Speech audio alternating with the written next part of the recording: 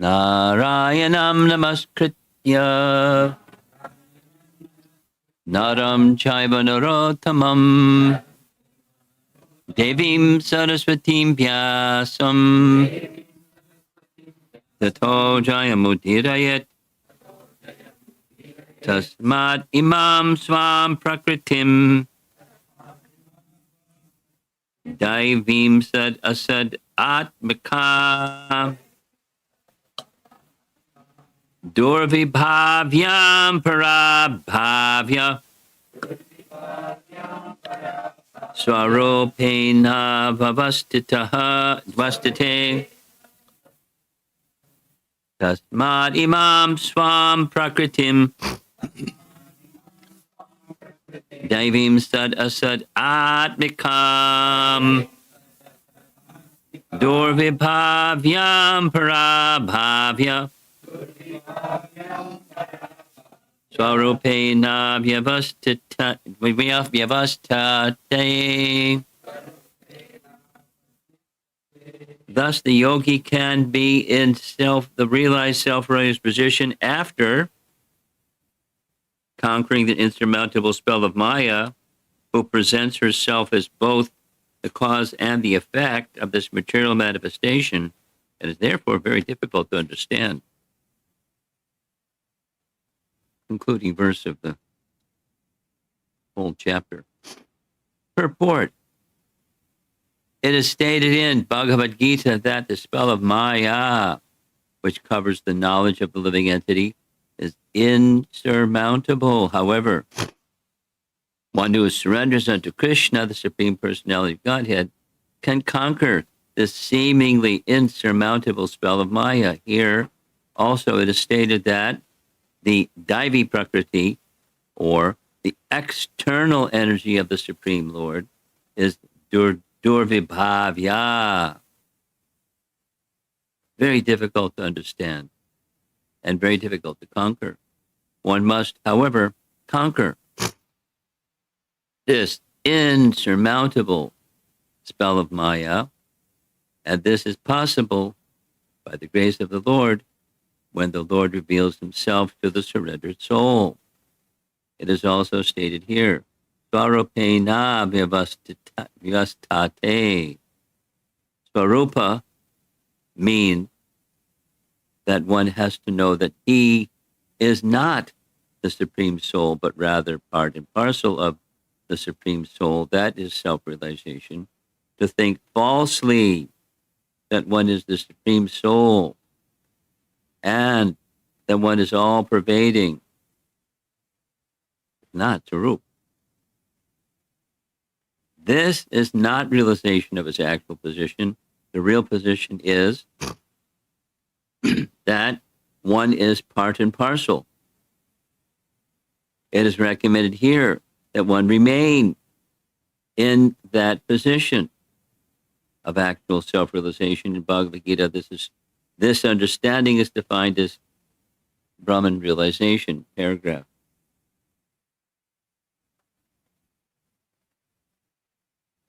After Brahman realization, one can engage in the activities of Brahman as long as one's not self-realized.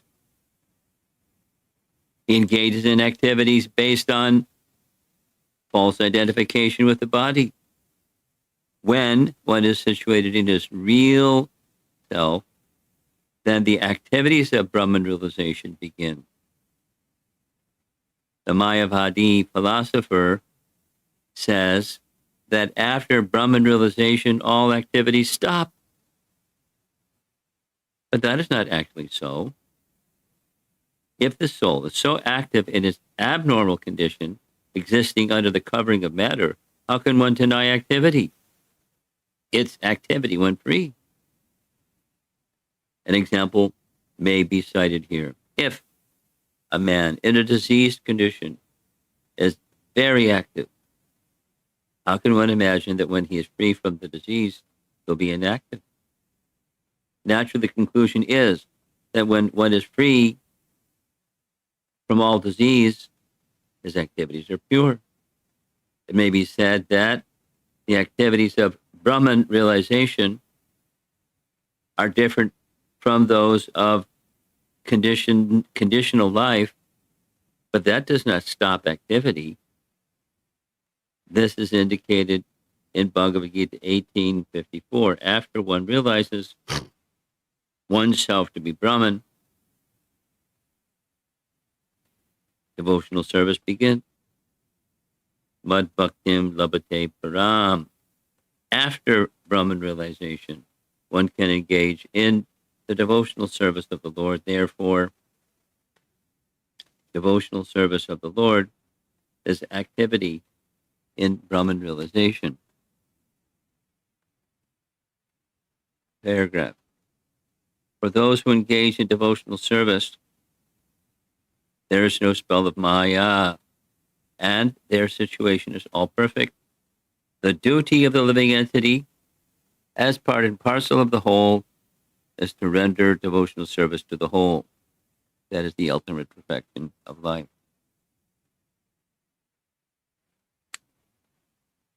How consistent is our founder Acharya to hammer the same point over and over?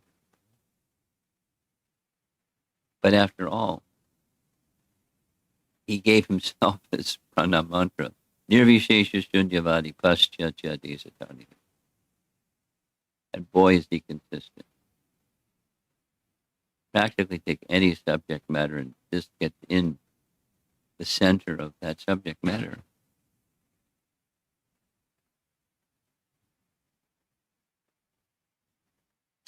With different tags, the absolute truth is the person,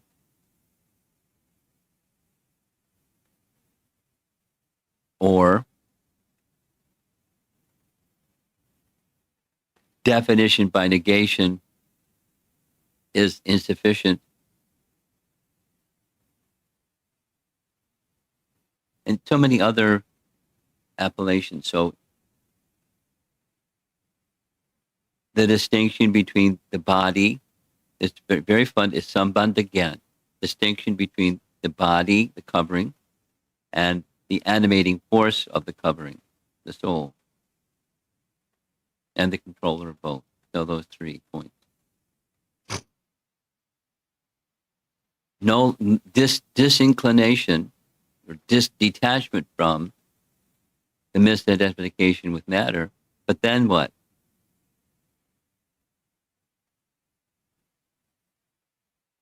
And so there are options that different spiritual teachings and teachers present. And one option is there's nothing, and another option is all there is the undifferentiated Brahman, and the other is there's activities in that realm of undifferentiated Brahman, and those activities are centered upon the supreme undifferentiated Brahman, or the supreme person, Bhagavan. But it would seem sufficient to just say it 500,000 times, not a million times. But he says it again and again. There's a reason, because people, even when they hear it again and again, they still don't get it, because we're contaminated or conditioned by misconception. And so reinstating the conception again and again. Another point, very explicit in the purport, Maya is very difficult to overcome, as we've experienced. And Maya is difficult. One of the reasons why it's difficult to overcome is stated right in the verse.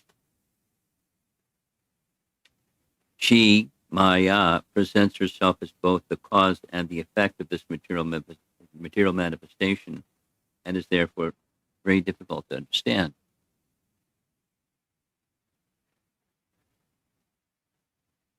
A little lesson about Maya, like philosophical.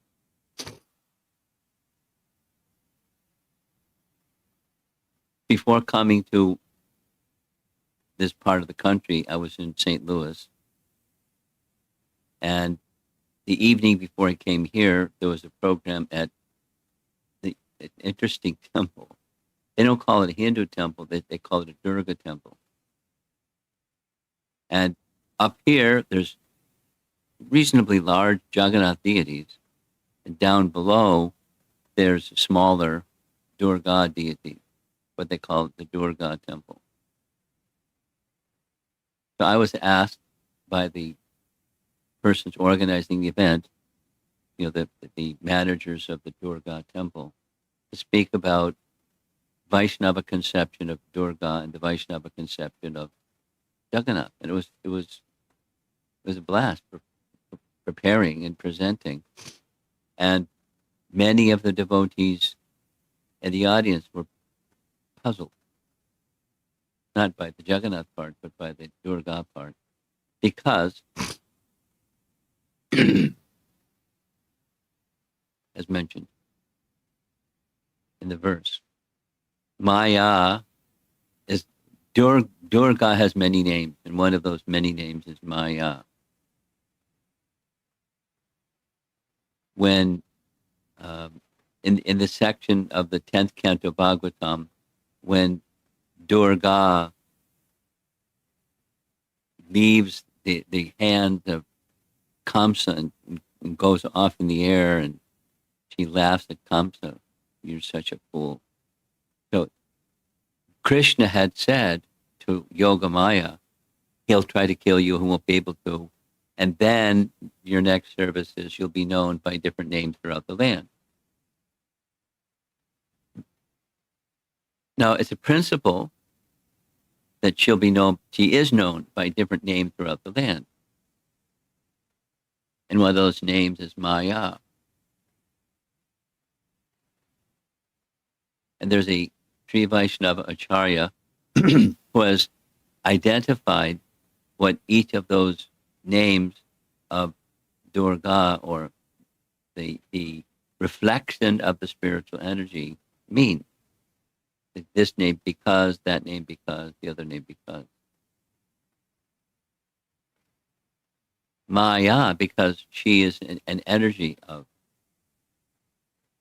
She's an energy of because everything is an energy of, or either an energy of or an expansion of himself. A little simple. There's two things. There's Krishna and there's Krishnas. There's not a third thing. So Krishnas can mean his own personal expansion. Those are also Krishna's expansions. And then there's little tiny fragmental parts that Tatashta Shakti, different than Swarup Shakti. And then, there's, separated energies. The material energy is the separated energy. Apara Prakriti. It's a separated energy of Krishna. But it's Krishna and Krishnas. So Durga, or Maya, is a reflection of. And now reflection can mean, just like there's your face and there's the mirror and there's the reflection of your face in the mirror. That's one experience of, conception of what a reflection is. Or another is the reflection of a tree in water. It looked like the tree. It looked like the tree because it's a reflection of that which looks like, but it's upside down. And when the water moves, it's distorted. So it's a distorted, upside down reflection of the real thing. And that's similar, but not exactly the same as the reflection in a mirror. Then there's a third idea, Chaya Devi, is when Durga slips out of Kamsa's hand and flies into the sky, speaks to him, and then disappears. It's not just exactly like a reflection, like in a mirror or the pond. or the body of water and the reflection in the pond of water. She's there. It's not insubstantial. The reflection can be insubstantial. Reflection can be substantial in the sense that substantial, not in the sense of sat, because sat is eternal, and that's substantial. And that which is asat is not eternal, and therefore not substantial. It's that now you see it, now you don't kind of existence of something. And the material world is like that. Now you see it, now you don't. And in between look like the world. Prakriti or Maya. And then there's this nice Brahma Samhita verse that says, it starts, Shrishti Stiti Pralaya Sadhana Shaktir Eka Chaya. That's the reflection, or there's the original object, and there's the reflection of the original object. The original object is Krishna's Swarup Shakti, and then there's the reflection of Krishna's Swarup Shakti. In the spiritual realm, one of the divisions or features of Krishna's Swarup Shakti is Durga. There's a spiritual counterpart, and there's the material counterpart. The material counterpart is the reflection of the spiritual counterpart, the spiritual potency, Swarup Shakti.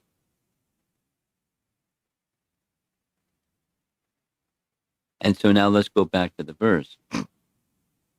Maya is difficult to understand because she is both the cause and the effect of this material manifestation.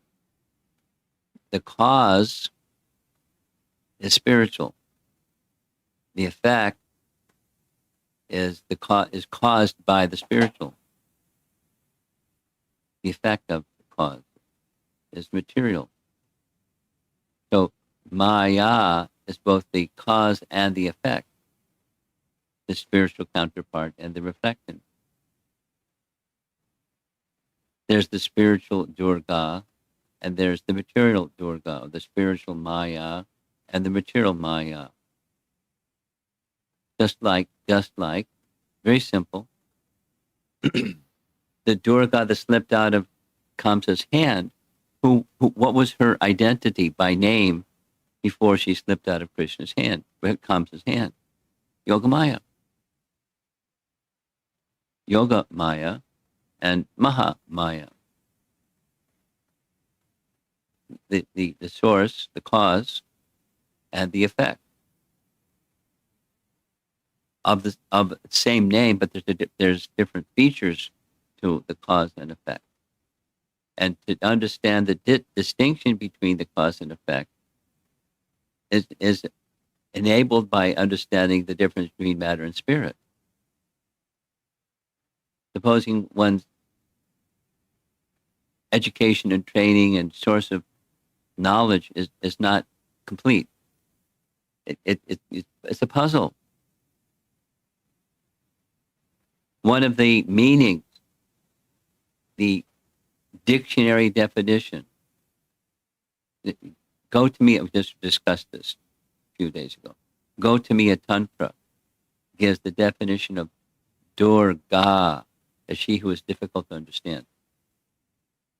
Durga means difficult to understand, difficult to approach, difficult to understand. So, because Maya bewilders.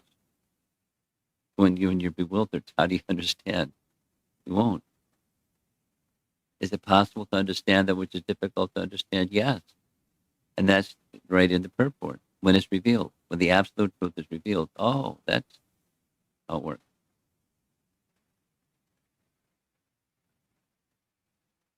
How strong is Maya? Really strong. How strong is the illusion that the reflection is reality? Really strong. Even when we know better, we still identify with it.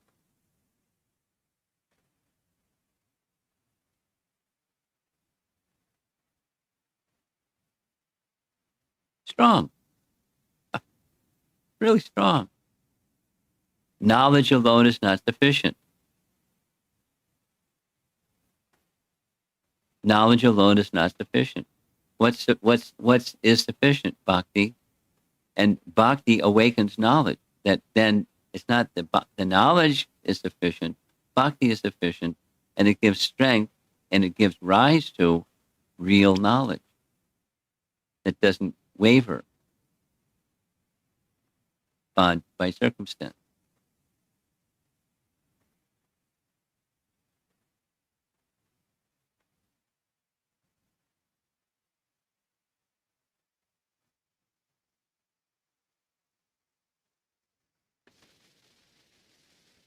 This verse is the concluding verse of the whole chapter. Kapila's instructions in devotional service. The topic, the point of reference is a yogi, and then there's the yogi or a yogi who transcends, and that transcendental position is finally understanding the distinction between the identity of Maya, that it's both the cause and effect of the material manifestation. And then, so what is Maya is under the direction of Krishna.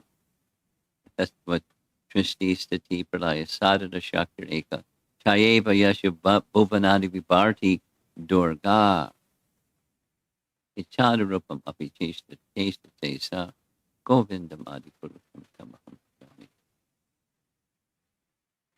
Brahma has understood clearly, and he's articulating it in these verses, whole Govinda prayers, the position of Durga or Chaya Devi, Shristi Stiti Pralaya. So that's causation. And that's speaking then of the cause, and then there's the effect of the cause. The material energy that bewilders the living entity. It's both. When one verse, they pack. One verse is not differentiating between the two, but there's two. There's the spiritual counterpart, there's the material counterpart. And even you can say it and repeat it and still be bewildered by it.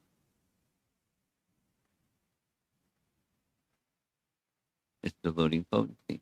How do you get beyond the deluding potency? Krishna, bhakti. And then one is no longer deluded.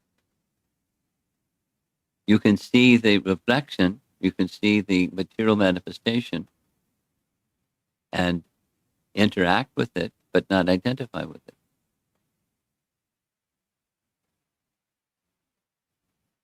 That's powerful. Krishna's more powerful than his Maya.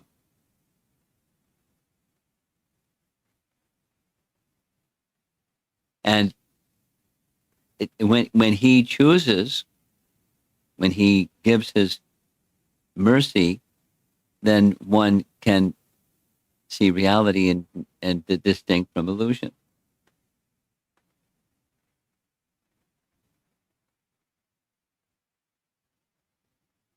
Now, I can speak like this to this audience, and very much the same topic is going to be tonight. And for college kids, I can't speak the same way to the college kids because it's like, what's he talking about? So there's gradations of understanding of all these things.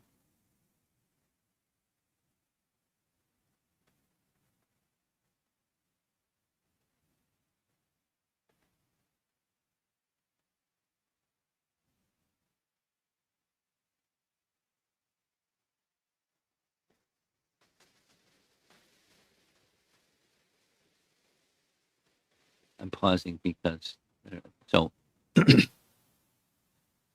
one devotee recommended, I took them up on it, to hear the audiobook recording of Chasing the Rhinos with the Swami.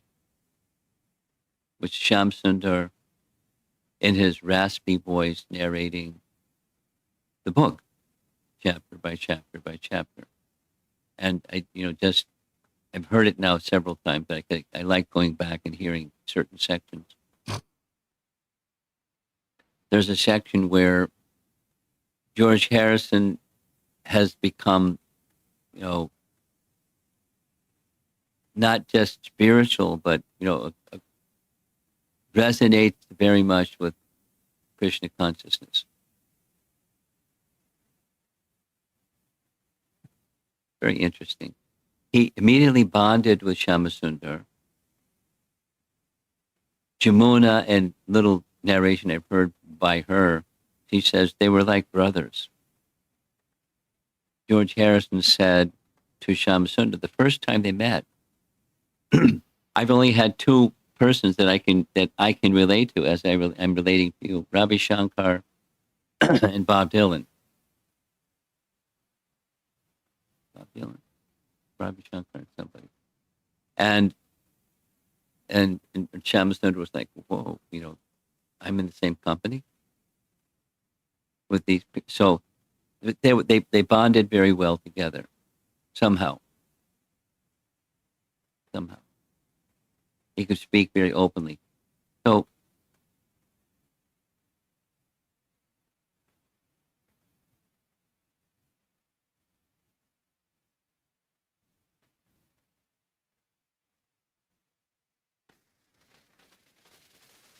when Prabhupada came to know of how open George Harrison, and during that period of time, it's true, stated in the book, but it's true. They were celebrities worldwide, and whatever they said, whatever they did, it captured the attention of millions. More powerful than any prime minister or president or any government guy or any, they were the most influential. Those four were the most influential people in the world. And George Harrison had become likened. He liked very much the Hare Krishna message.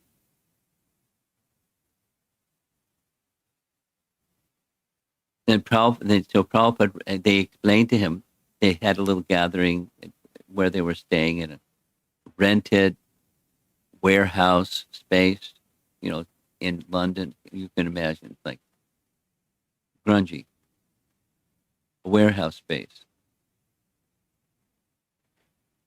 in a warehouse district. It wasn't like,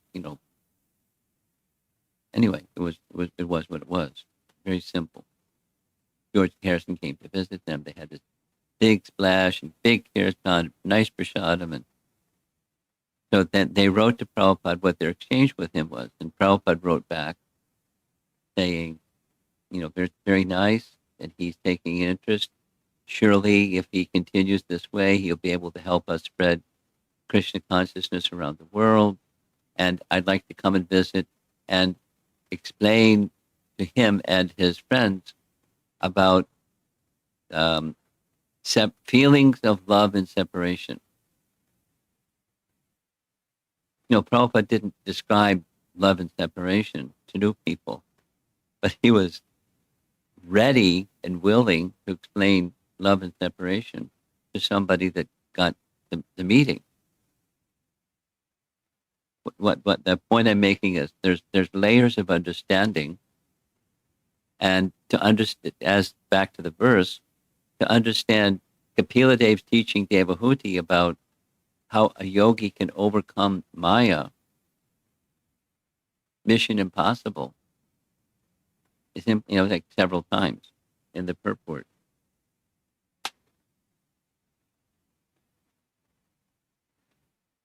Insurmountable. Who can surmount the insurmountable? Insurmountable means you can't. But you can if Krishna picked you up and carries you to the other side of the mountain. The insurmountable mountain can be transcended. And thus he makes, a very simple reference. Daiviyeshu Gunamai Mamamaya Durati Mami Vaya Papajante Maya Metam Surantite, to the verse of Bhagavad Gita. Or indirectly another verse of Bhagavad Gita, that Brahmabhuta Prasanatma Nasoshati Nakankati Samaksarveshu Bhuteshu Mad Bhaktim Labate Param. And then devotional service begins.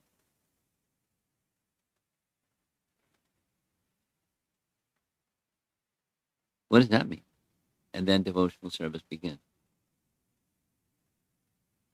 Means, on pure devotional service.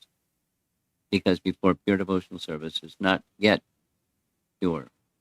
That's us. We're not pure devotional service people. We're devotional service people. But the by definition, Brahmabhuta means squeaky clean, pure. Na sochati, na kankati,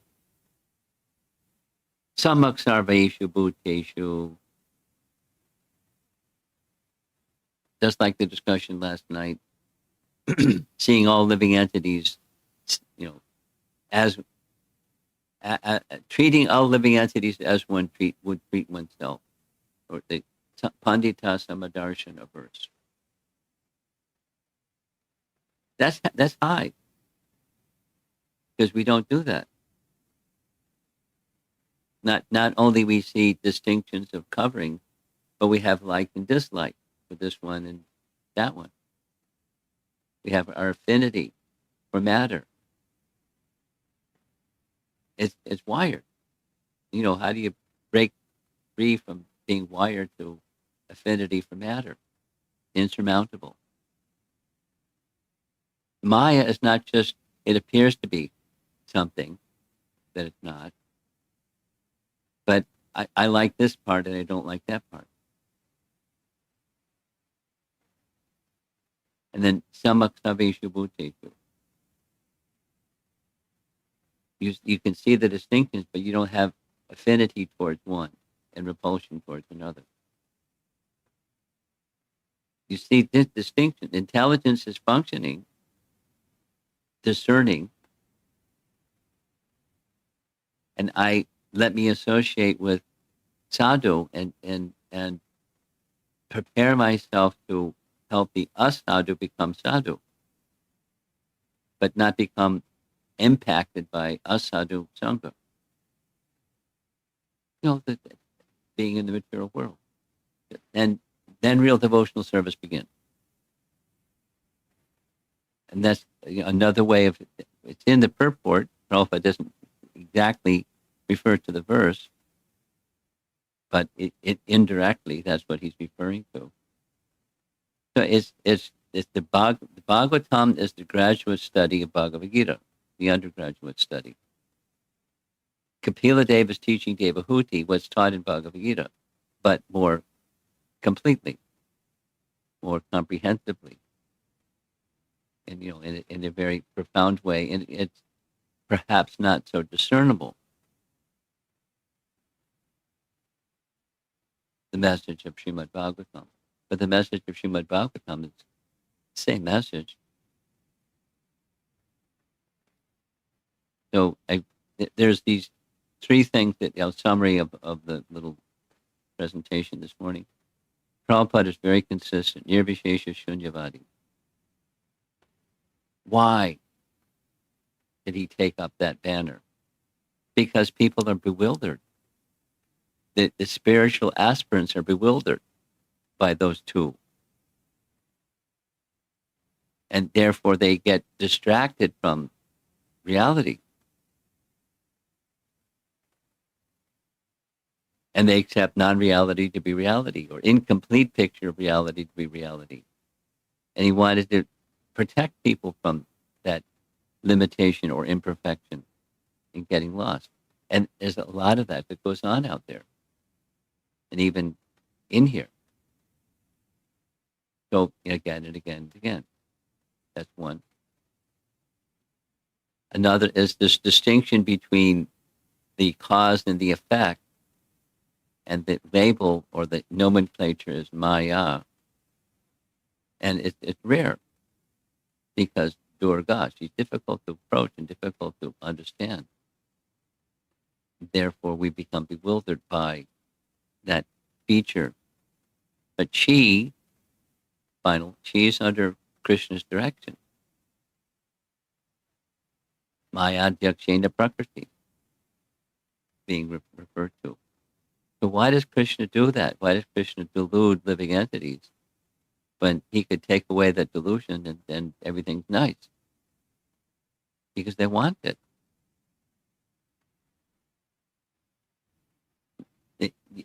To want to be a separate enjoyer, you have to be deluded. It's disease. We don't like the effect of disease, but we want to be the enjoyer, which is disease. And how do you cure the disease? Not just the effects of the disease. You take the effects away, but if you're still infected or diseased, it's going to come out again. Cover over the symptoms. Wait a while, the disease is still there. The symptoms are going to come again. And he doesn't interfere.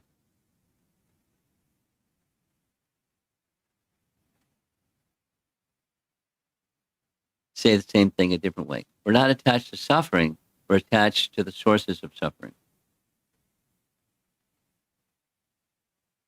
And that's ignorance or Maya or being deluded. That's the effect. Then there's the cause. The cause is the potency of Krishna that enables the deluding thing to happen. So connect with Krishna and the deluding potency subsides. And it becomes, the internal potency. And that's our marginal position. We can choose this or that. We are choosing this or that. Generally, it's a mix. We have the means of becoming well, but we apply it mixed, knowingly. So Krishna doesn't interfere, but the merciful representative of Krishna is there tapping us on the shoulder, reminding us, hey, no mix, please, because you'll suffer. And they have disturbances in the mind and disturbances in the body and disturbances in your interactions with others, and you're not in Vaikuntha yet.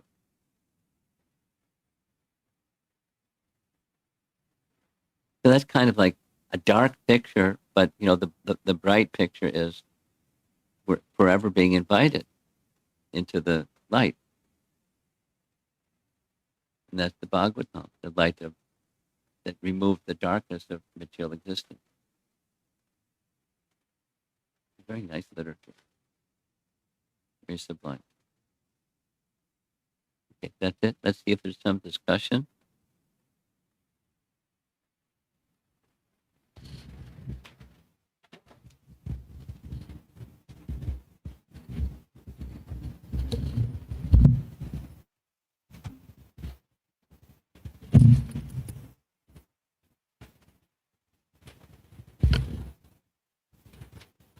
Hare Krishna, Guru Maharaj. I'm listening. Thank you for the... Yeah, I heard that part.